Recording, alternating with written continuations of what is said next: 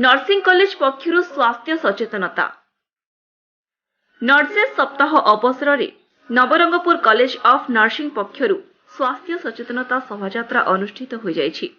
एही शोभायात्रा नवरंगपुर सहरर ब्लॉक कार्यालय बाहरी पौरपालिका कार्यालय पर्यंत जाइथिला।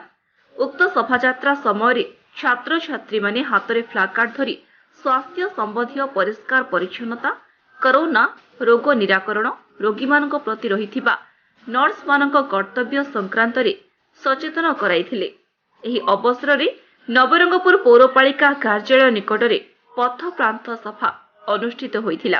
एही पथ प्रांत सभारे मुख्य अतिथि भावे नवरंगपुर नगरपाल कुन्नू नायक जोगदे स्वास्थ्य सेवा क्षेत्र में नर्सिंग मानक कर्तव्य और भूमिका, रोगी मानक प्रति किपरि सहनशीलता रहिबो से संक्रांत रे उद्बोधन देइथिले।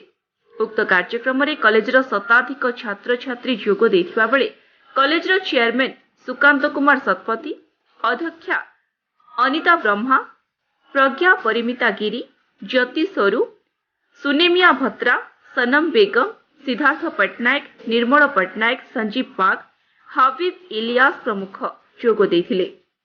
नर्सिंग कॉलेज अच्छी तरफ आज नर्स डे पालन कर अवसर में समस्त छात्री मानक समस्त लेक्चर मानक आम धन्यवाद देलु कहीलु किभली से सेवा मनोभाव रखी आगामी दिन में समाजर गोटे मुख्यधारा सामिल हे से शुभेच्छा जनइलु से अनुष्ठान को शुभेच्छा जनालु किभली भाव में आमर झील मैंने जो पाठ पढ़ी अच्छे से भल ट्रेनिंग देलापर से आत्मनिजुक्ति कर्मनिजुक्ति पाइबे और से भल कम समाज में करेंगे बोलिक आशा रखी आम से जाइलु आज आमको मुख्य अतिथि डाक्तर मुझे अशेष धन्यवाद देती आशा करुँच अधिक छात्र छात्री आगामी दिन में से भल पाठ पढ़े नर्सिंग हो कि बीएससी नर्सिंग हो कि एएनएम हो कि जीएनएम हो जहाँ अच्छी सेवा मनोभाव रखी करेंगे बोली आज परामर्श।